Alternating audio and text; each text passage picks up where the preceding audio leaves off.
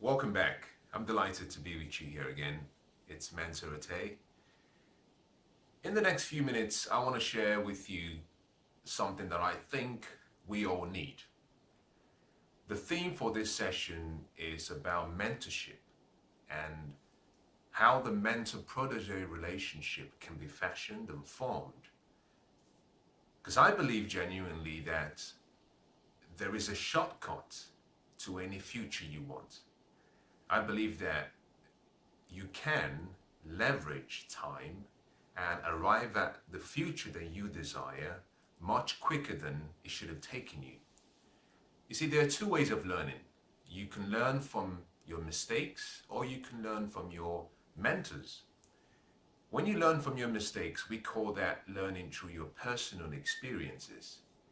This happens as a result of you trying a few things and then course correcting and adjusting. So it's really a trial and error approach. It's very powerful, but it's a slow way of learning. I actually believe that is the slowest way of learning. Because when you learn from your experiences alone, you're having to invest your most important asset, which is time.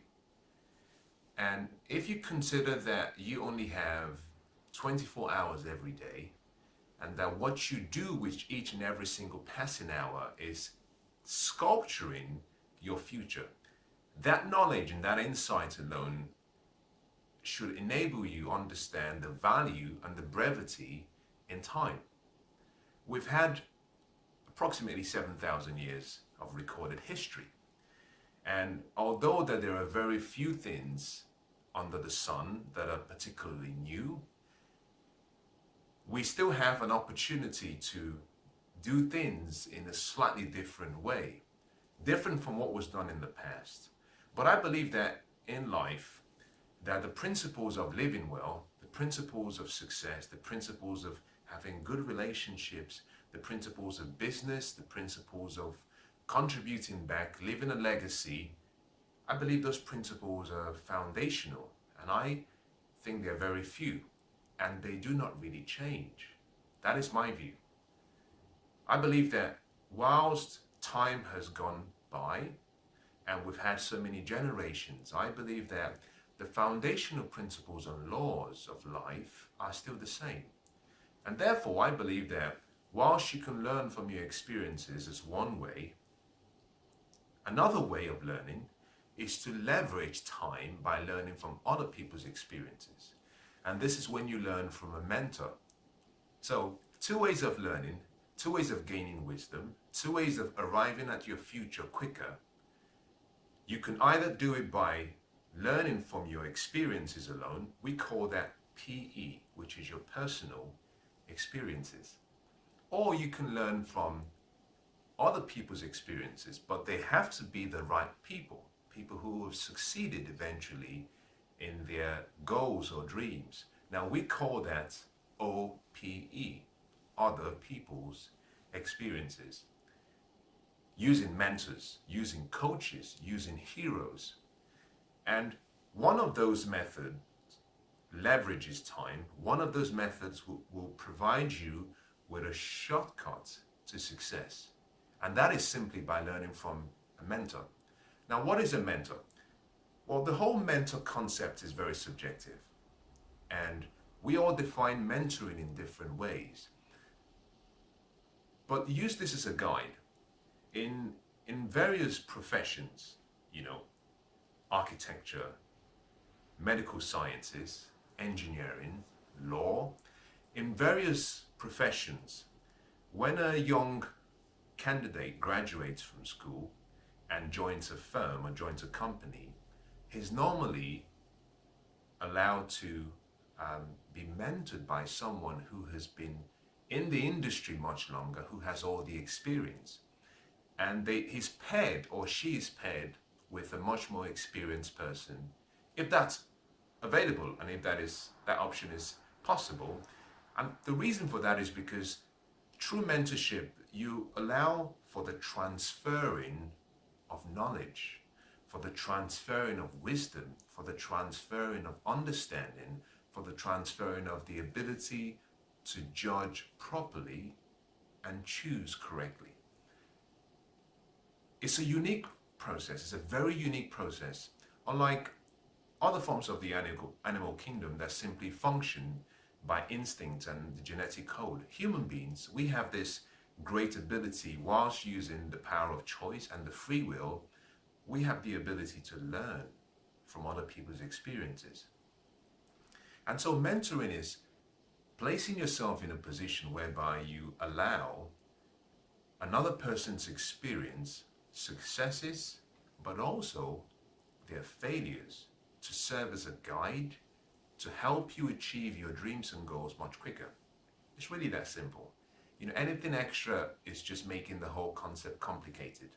Mentoring is learning through someone who has achieved success or achieved something you want to achieve, and allowing that person influence you into making the right choices, decisions, and taking the right actions to achieve your goal. Very important. Now, if mentoring is this important and so crucial, then why don't we do a lot of it? Well, I don't want to go into that. What I would like to focus on is simply how you can start to leverage the relationships you have and also build new relationships with the right people, because until you're ready for your future, you will never experience it. Whatever you're doing now, preparing for the future, the pace, the rates, the time you invest in getting ready is really what will get you to that future. It's not about waiting for tomorrow to come or waiting for the next month to come. It's about you being wise enough and prepared so that when the future arrives, you're ready to receive it. Opportunity comes every day, and sometimes we see it and sometimes we don't.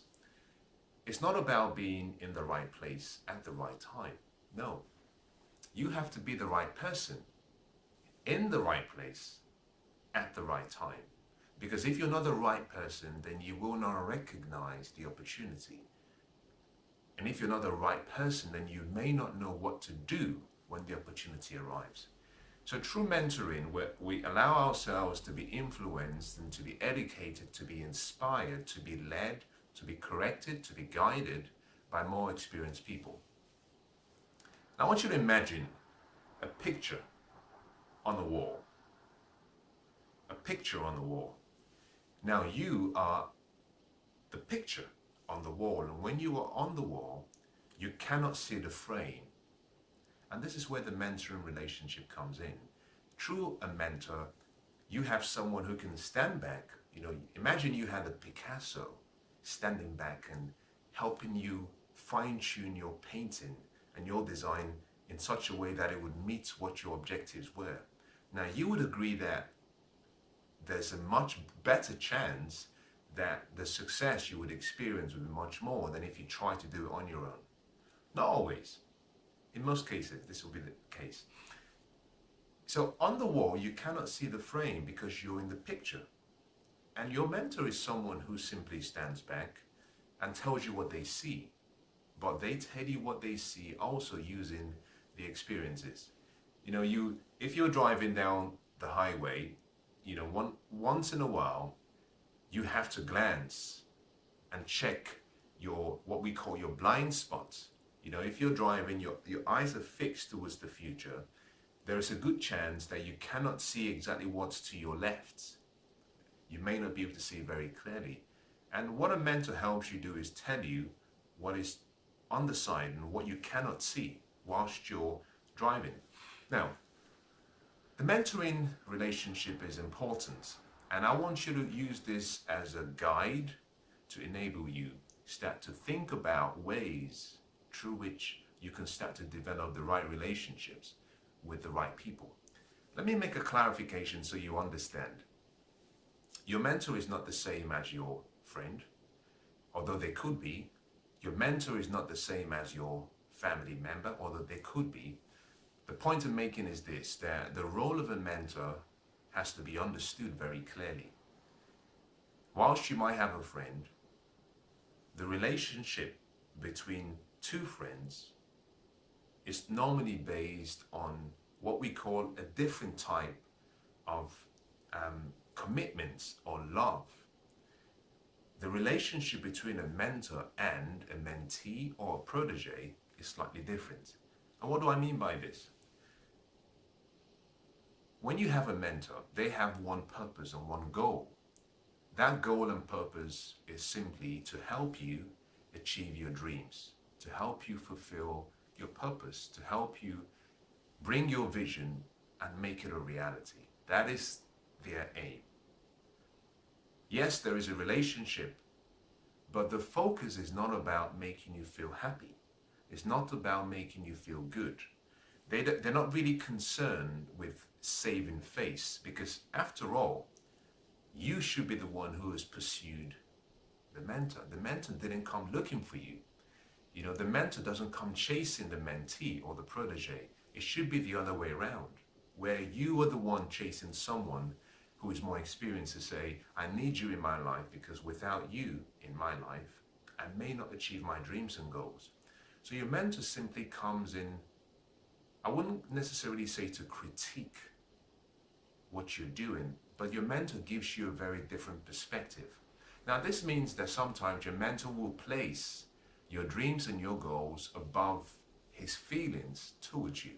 And mentors think creatively using their brain and their minds, as opposed to relationships that you have with your friends and your loved ones and your family, which is normally at the emotive level, at the heart level.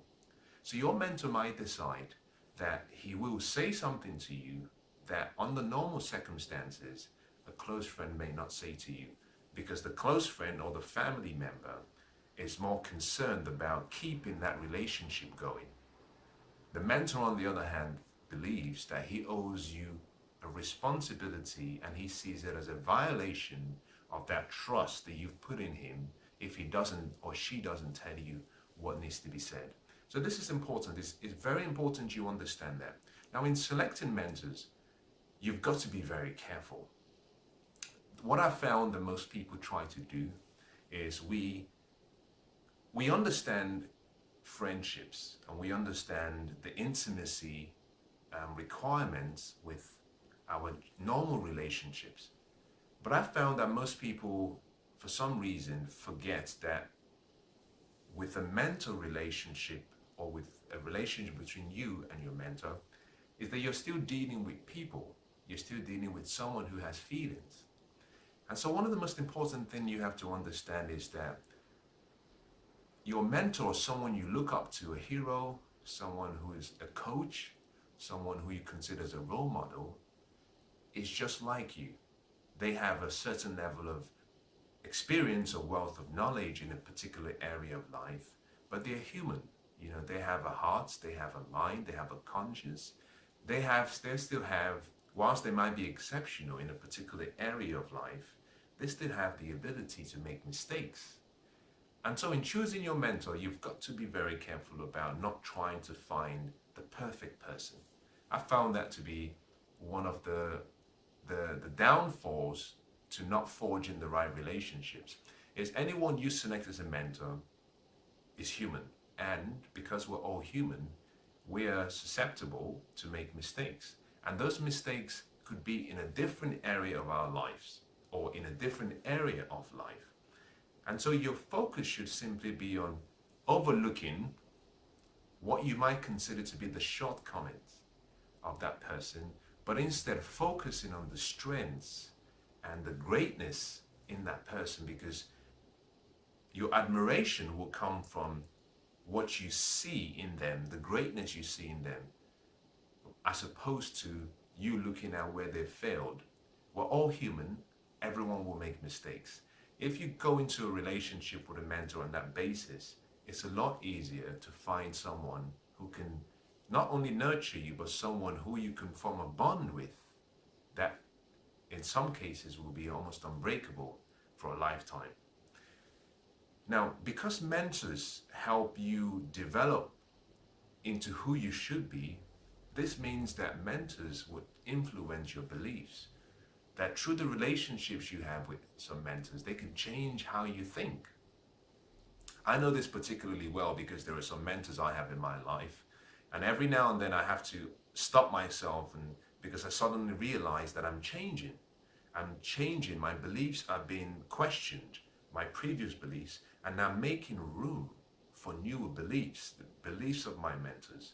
So your mentors will change your beliefs depending on how close you get with them. Your mentors would influence your philosophies. And your philosophies are different from your beliefs. They're somewhat connected. Your philosophies has to do with how you think, what you think about the past, what you think about the future, what you think about yourself, what you think about other people, what you think about the world. That is simply how you think. It's a continuous process of how you think. Your beliefs, on the other hand, is fashioned and formed from thoughts, but thoughts that have been reaffirmed and reaffirmed, and thoughts that you have agreed and chosen to be true.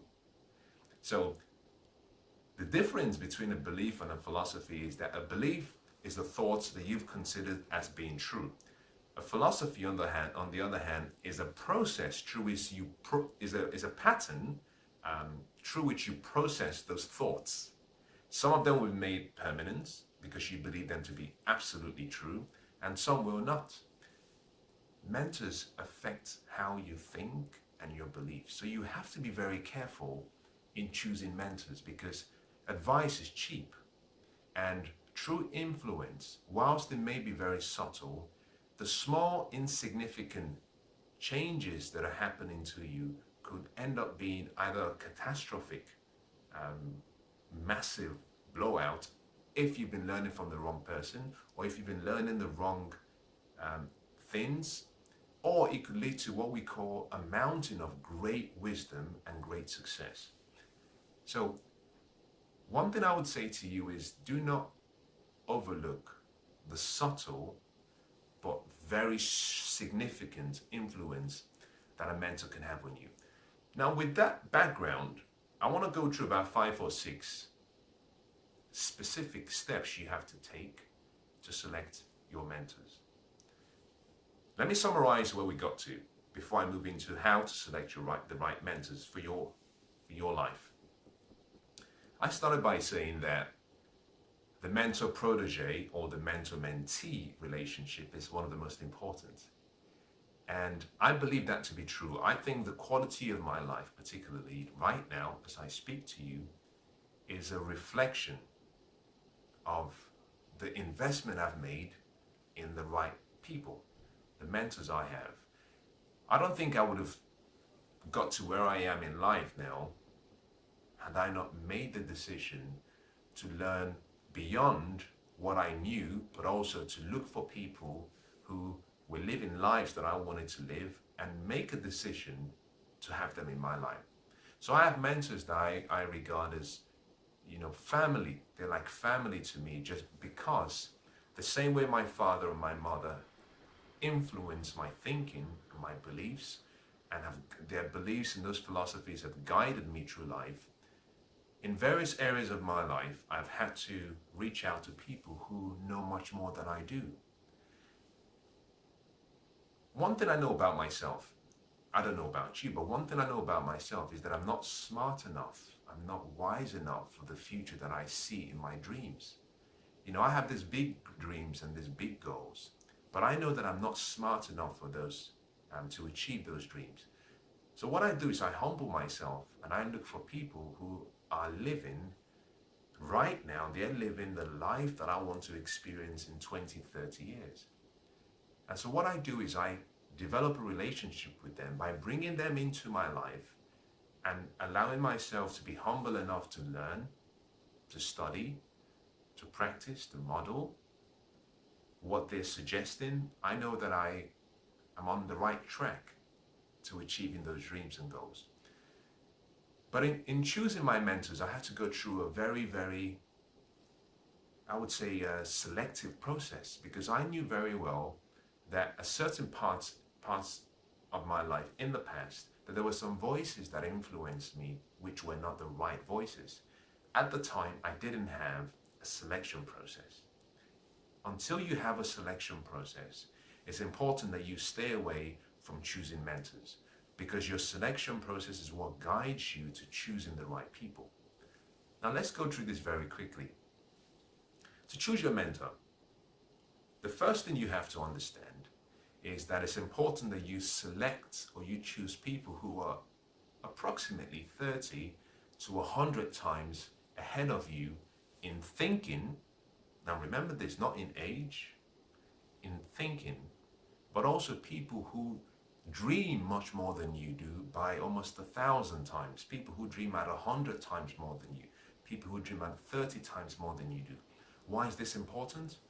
It's important because the quality of your life will come from the quality of the voices that influence you.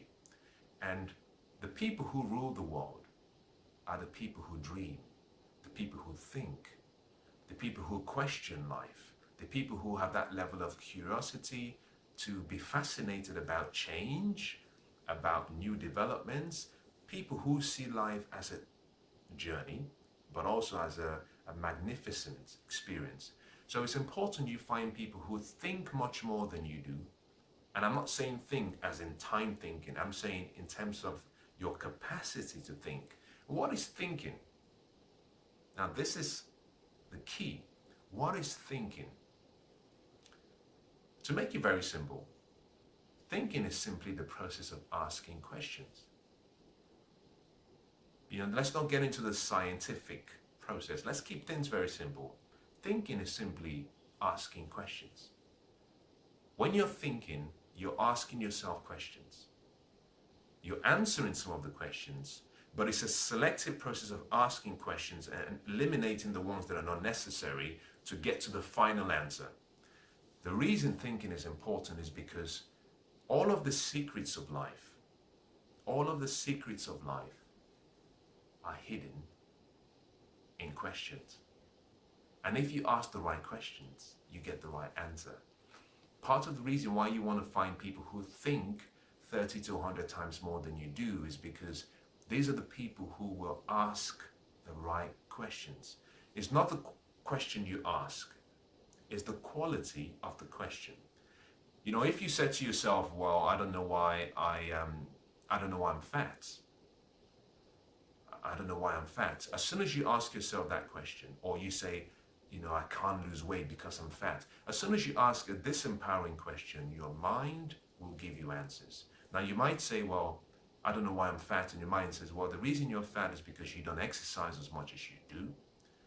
You don't train as regularly as you should. You don't eat as well as you should. Your mind will give you reasons because every answer is hidden in the question. If you say, well, I don't understand why I never seem to learn and remember something, your mind will give it to you. Your mind might say, well, the reason you're not very smart is because you come from a family that is not smart. Your brother isn't smart. Your sister isn't smart. You don't study well enough. Your mind will give you answers. Great mentors are those who have developed the ability to ask empowering questions. There's a saying that some people see things that happen and they say, why? Some other people see the same thing and they say, why not? It's not about asking, why was it done, or saying it cannot be done. By changing your vocabulary, you can simply start to move towards an empowering state of mind, or operating from a place where you're thinking beyond what is possible. You're thinking now in the realm of what I call the cortex of the mind, where you can see possibilities in everything. This is where thinking connects to dreaming, because the quality of your life is really a reflection of the size of your belief in your dream.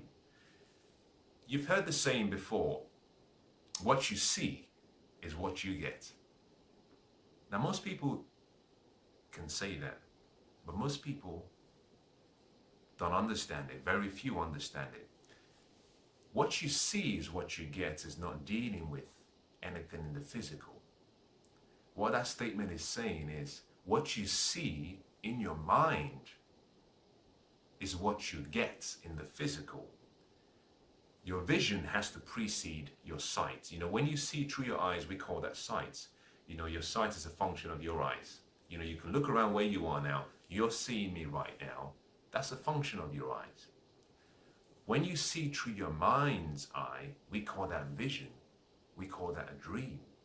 Now, your dreams have to precede your sight. Anything that has been created started off as a thought. That thought was fueled by a dream, by a vision. So everything we have in the world, everything you can see around you, that you can touch, that is tangible, came from something that you couldn't see before. The things that exist came from things that were not in existence. They came from a thought. The mentors that you select have to be those who have big dreams, those who believe in the unlimited ability of the mind, those who believe that whatever you can conceive in your mind and believe it, you can achieve it. This is important, reason being that at certain parts of your life, you will go through challenges. And when you're in the trench, when you're going through those challenges, it's easy to want to give up. But if you have the right mentors who think at that level, they can start painting for you a picture of a brighter future. So the first thing you have to do in selecting your mentors is choose people who think much more than you do. The second way of selecting your mentors, and the second criteria, is to choose mentors who are successful, people who have a proven track record of success. But it doesn't stop there, because there's a second part of that statement. The second part of the statement is that you want to select mentors who have a proven track record of overcoming odds. And why is that important? You see, success leaves clues, the same way that failure leaves clues. But success is a very poor teacher. Yes, you can replicate success, but you rarely learn a lot from success. The lessons come from the feedback through the failed experiences. If you want to learn, you can learn faster by learning from other people's failures and setbacks, obstacles, challenges. The reason is because the magic is hidden in the feedback. The success is simply a result of the feedback. And I think about it, some people talk about that good judgment, think about this, good judgment is a product of, think about this, good judgment is a product of experiences, but your experiences is a product of bad judgment. So in a nutshell, you have a cycle. You start off by making the bad decisions, or maybe not too great decisions. Then you get better, you adapt, you adjust, you course correct. That becomes your experience. You keep applying the lessons learned, and that becomes what we call wisdom, what we call success. Success is simply a result of all the failed experiences we've had, learning the lessons and making the right corrections. So whilst you want to find someone who has succeeded, because you need a proven track record that whatever advice they're giving you will work, you need the success. But you also need someone who has a proven track record of overcoming odds. Because the people who change the world, the people who make the most difference, are those that life has thrown everything at them, including the kitchen sink, and they've withstood the pressure. You know, in life, you will get knocked down a few times. Those who go on to become champions are those who get knocked down 7 times, but they get up 8. And when they get up with a big smile. You see, in most cases, your setback is often a setup for you to come back. You know, if you've ever seen a recent boxing match or competition or boxing tournament, you see maybe one opponent get knocked down. The referee starts to count. It's a countdown. It counts from up till 10. And the intention being that if you cannot get up, then you're considered as not being suitable. Now, the true successful people are those who have been knocked down so many times, but every time they're knocked down, they get up. But whenever they get up, they go on and surge forward and they succeed. So choose someone who has an incredible incredible track record of overcoming odds, but also who has the evidence of great success in their lives. Very important. Now, number three. This is important. Number three is this, that in choosing your mentor, you have to understand that it's not about the quantity of people you have, it's about the quality. So, whilst you want to find someone that meets all of your needs, someone who can deal with all of your relational questions, your business related questions and financial questions, someone who can deal with your health and well-being, someone who can deal with your spiritual questions, it's not always possible. It's not always possible. And so you have to be aware that, number one, yes, you want to have fewer people, fewer voices influencing you, rather than having 10 people who you listen to at 5% capacity. You're better off having one person who you trust and you believe in, that you can connect with and that you can receive from. But in the same way, you have to understand that you may not find a mentor who satisfies all of the categories or all of the areas of your life that you consider to be important. And you have to be intelligent enough not to make a judgment based on the fact that they are brilliant in one particular area, but they don't know much in another area. And the reason is because we all have a focus in life, or we should have a focus in life. We're all here for a reason. We have a purpose. Our purpose identifies a particular area in life where our gifts, our talents, our abilities, the genius in us can come alive. And so in most cases, those who are particularly brilliant are often great in one thing and they're average in a few other areas. So understand that in selecting your mentors, be very specific about what kind of support you need and then choose the right person for that particular area. The next thing I want to say to you in choosing mentors, which is number 4, is this. Mentoring is the one person transferring their life's experiences, transferring the good, the bad, and the ugly of their lives over to someone else, with the intention being that they hope that their experiences and the time they've invested serves as a great foundation and support to the mentee's life, to help them achieve their dreams and goals. This means that the ability to communicate that information succinctly is really important. Communication is one of the most important things we do in life. Conversations. We're having a conversation now. I'm sharing my thoughts, I'm sharing my beliefs, I'm sharing my philosophies, I'm sharing my persuasions with you. It's a conversation. Yes, you're listening and you're not replying to me, but it's still a conversation. And with mentoring, your ability to learn is really dependent on the mentor's ability to teach. I'll say that again. Your ability to learn from someone really depends and hinges on the mentor's ability to teach. There are some people who are brilliant, who are exceptional in a particular area of life, but they do not know how to communicate that information in a way that the mentee or the protege can receive it.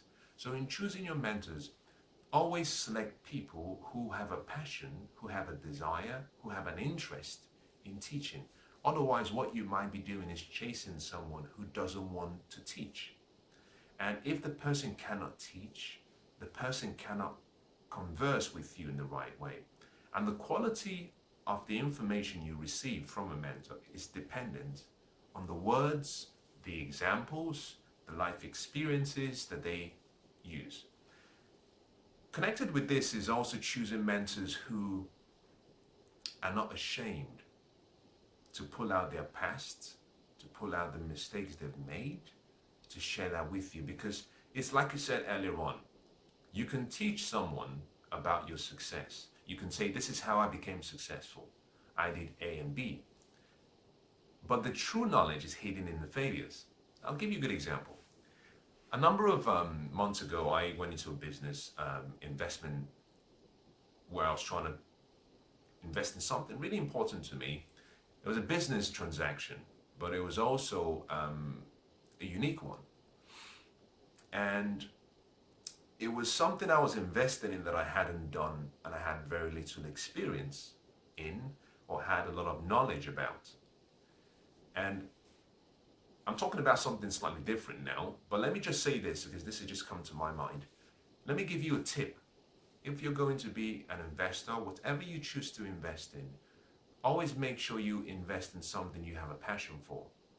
Always ensure you invest in something you have a desire to learn about, because the quality of the questions you ask will be a reflection of how passionate, how much desire you have about that thing. So I would always recommend to people is never invest in an area that you have no interest in, because you will fail. More importantly, because you will be giving all of the power, all of the authority to another person, which would mean that the decisions will not be yours to make. And more importantly, if you're the one investing, they get to learn from the mistakes they make. You take the whole risk and liability, and they have nothing. So always choose something that is of interest to you. Now, that's different from what I was talking about, so let me come back to mentoring. But in this transaction, I found that I had to make some decisions. Like I do in every business transaction, in every investment decision, I always sit back at the end and do a lessons learned. I always sit back and say, knowing what I know now, what would I do differently? I'll give you a wisdom thought, a wisdom key, and this is it. At the end of every experience, whether that be a day, whether that be a month, whether that be 1 year, whether that be a business deal, whether that be an encounter with someone, but at the end of every experience you have, always ask yourself 2 questions. What did I do right? And what could I do differently? Or what would I have done differently? Because the wisdom comes from the feedback you get. And the quicker you're able to take that feedback and implement the feedback, that decides and determines how better you become in that area.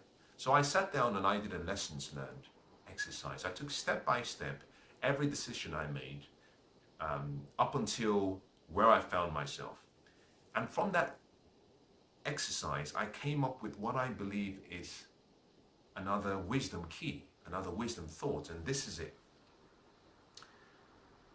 Every experience you have, if it's a failed experience, every failed experience, if you can capture a step-by-step guide of the decisions and the actions you took, with the feedbacks you received along the way, and at the end you're able to identify what you would have done differently, what was wrong, what you should have corrected. If you reverse that chronology of events, you have a success equation. So a success formula is simply a failed formula with the feedback, with the lessons learned, with the changes needed in reverse. So part of the reason you want to select people who are happy to share their failures is because if you reverse it, you have a success equation. So anyone you're choosing who has no interest in talking about their past, in talking about where they made mistakes, stay away from them, because you will not learn as much as you should. It means that there's something they're perhaps ashamed of, or something that they've chosen not to share. And true learning comes from the feedback. Now the next, which is number 5, I believe, I'm not sure now, but the next is always select mentors that you're happy to learn from. This have to be people who you admire. This have to be people who you hold in high esteem. This have to be people who you cherish, who their words make a difference in your life. You know, I have a number of people who are mentors in my life, and when they speak, I don't question it. I don't question it not because I think everything they say is gospel truth. I don't question it because I've studied their lives, I've studied their past. I've kept in touch with, their journey through life, but I admire them. And because I admire them, I show them honor and I show them respect. This means that I'm able to receive whatever they give. Whenever there's an advice given to me, I receive it first. When I've received it, then I can think about it. But if I stop it from coming to me, then I stop the receiving process before even knowing whether the content is correct. So you have to choose mentors who you are happy to learn from, people you admire. You've heard this saying before, and this is so powerful but also so funny. It goes like this: if you criticize the rich, you can never be one of them. Now you can substitute the word rich for any word you want to use. If you criticize the intelligent, you can never be one of them. If you criticize the greats, you can never be one of us. So you can substitute it, but the point of this is simply that anyone you criticize and anyone you do not believe what they say, you cannot learn from because you cannot receive from. It's similar to having two people speaking two different languages. Both of them are talking, but one of them doesn't understand the other language and vice versa. So the communication process is not complete. So in choosing your mentors, always select people who you're willing to learn from. That's so important. Now let's talk about the next, which is number 6. In selecting your mentors, I want you to use this 6th item as maybe the guiding philosophy to selecting mentors. And I say that simply because I've made a lot of mistakes in my life as a result of this. And I'm thinking now about examples I can give and which ones I should share with you. But one of the biggest decisions and mistakes I made previously was my refusal to listen.